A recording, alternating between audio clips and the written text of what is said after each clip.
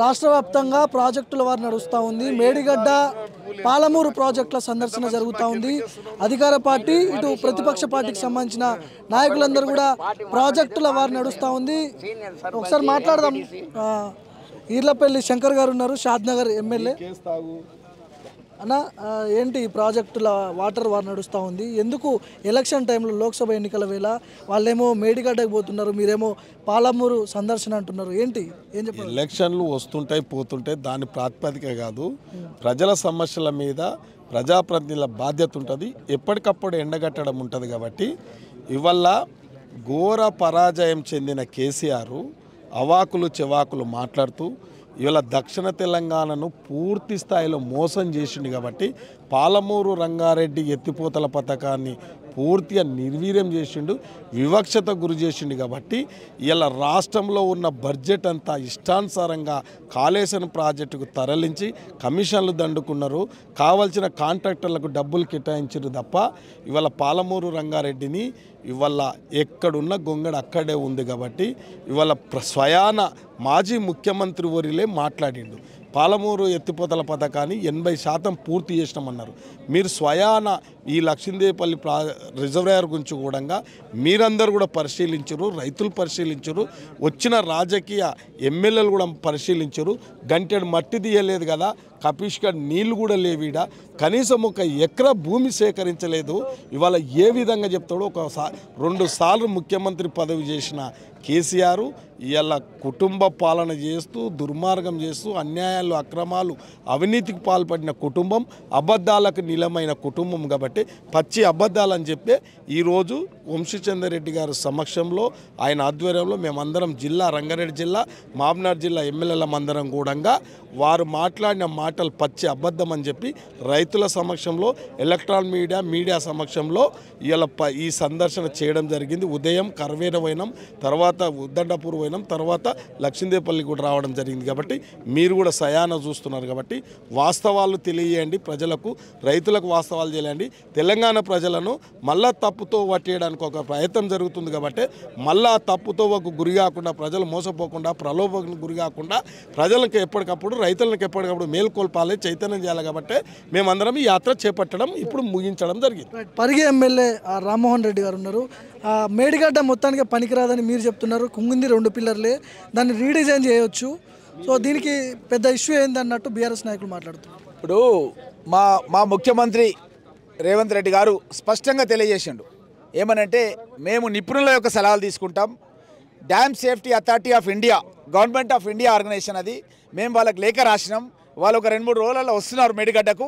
వాళ్ళు ఇచ్చిన నివేదికను ఆధారంగా చేసుకొని తదుపరి ఏ చర్యలు తీసుకోవాలన్నది డిసైడ్ చేస్తాం తప్ప మా అంతటా మేమే అది పరెల్ వాసింది ఇది వాసింది అని కాదు. As on today we have given a complaint to the dam safety authority of India. What ever report they give we follow that. దీని మీద అవినీతి జరిగింది, 1,00,000 కోట్లకు తిన్నారని మీరే చెప్తున్నారు. చర్యలు ఎంతవరకు ఉండొచ్చు దీని మీద? Dam safety authority of India ఇచ్చినటువంటి నివేదిక తీసుకుంటాం మేము. ఆ నివేదిక లోపల వాళ్ళు చెప్తారు వాళ్ళు ఏ విధంగా కాంట్రాక్టర్ లోపమా, ఎగ్జిక్యూటివ్ లోపమా, పొలిటికల్ లోపమా, ఏ విధంగా వాళ్ళకి సంబంధించిన టెండర్లు ఏ విధంగా ధరలు పెంచిండ్రు, ఎన్నిసార్లు పెంచిండ్రు, అవన్నీ కూడా మేము విషయాలన్నీ కూడా రాబడుతున్నాం. అవన్నీ కూడా తేడతెల్లం చేస్తాం.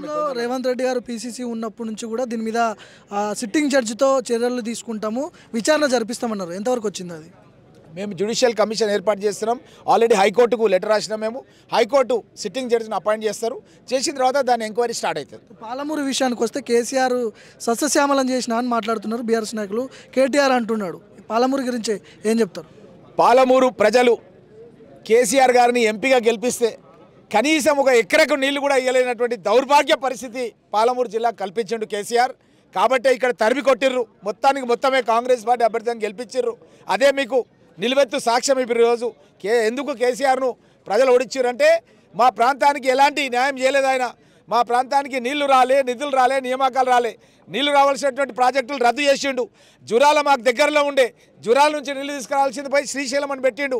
చాలా దూరం నుంచి చేసి 23,000 కోట్ల రూపాయలు ఖర్చు పెట్టి 20% పనులే పూర్తి చేసి 80% పూర్తి చేస్తామని చెప్పి ప్రజలను మోసం చేసే ప్రయత్నం చేస్తుంటే కాంగ్రెస్ పార్టీ తరఫున మేమంతా కూడా ఎమ్మెల్యేలం మిమ్మల్ని తీసుకొచ్చి ఇక్కడ ఉన్న యథార్థ పరిస్థితిని చూపిస్తున్నాం.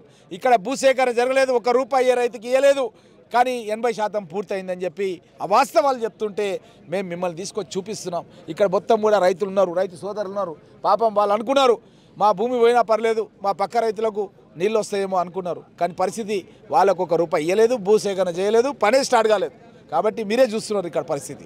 అవినీతి జరిగింది అనుకుందాం, మేడిగడ్డ పనికిరాదు అనుకుందాం, టైం వేస్ట్ ఎందుకు చేస్తున్నారు? రీడిజైన్ చేయొచ్చు కదా. డ్యామ్ సేఫ్టీ అథారిటీకి ఆల్రెడీ లెటర్ రాసినాం కేంద్ర ప్రభుత్వానికి. వాళ్ళు ఇప్పుడు 2-3 రోజుల్లో వస్తున్నారు. ఆల్రెడీ నిపుణులను వేసిండ్రు, 2-3 రోజుల్లో వస్తున్నారు.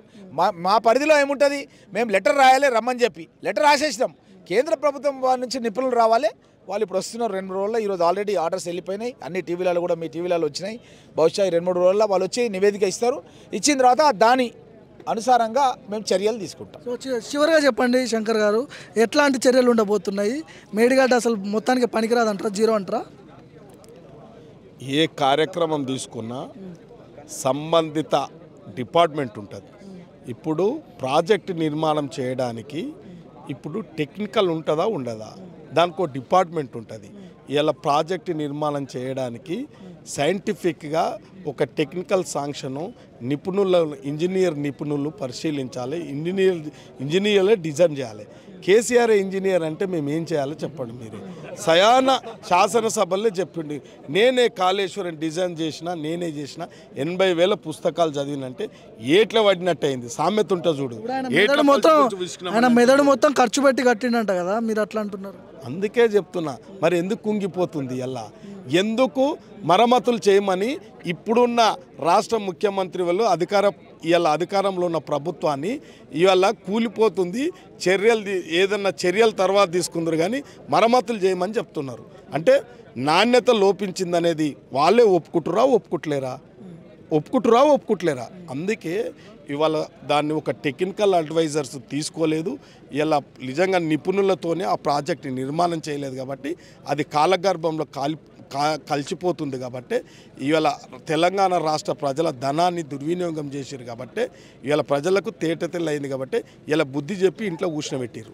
సో ఇది మొత్తానికి మేడిగడ్డ మొత్తానికే పనికిరాదని చెప్తున్నారు. ఎందుకంటే 1,00,000 కోట్ల ప్రాజెక్టు మేడిగడ్డ, ఎలాంటి ప్రయోజనం లేదు, దాంతో ఏం న్యాయం జరగట్లేదు. 1 ఎకరాకు 90,000 ఎకరాలు కూడా నీళ్ళు ఇవ్వలేకపోయిండు కేసీఆర్. పాలమూరు 70 ఏళ్లలో పాలమూరు పరిస్థితి చాలా దారుణమైన పరిస్థితి ఉందని కూడా వీళ్ళందరూ మాట్లాడుతున్నారు. మహబూబ్ నగర్ సంబంధించిన ఎమ్మెల్యేలు ముఖ్యంగా ఈరోజు దీనికి సందర్శనకు వచ్చిన పాలమూరు, రంగారెడ్డి. సో చూద్దాం ఈ ప్రాజెక్టుల వారు ఎప్పటి వరకు పోతుందని. కెమెరా పర్సన్ మణికుమార్తో భార్గవ్, మైక్ టీవీ.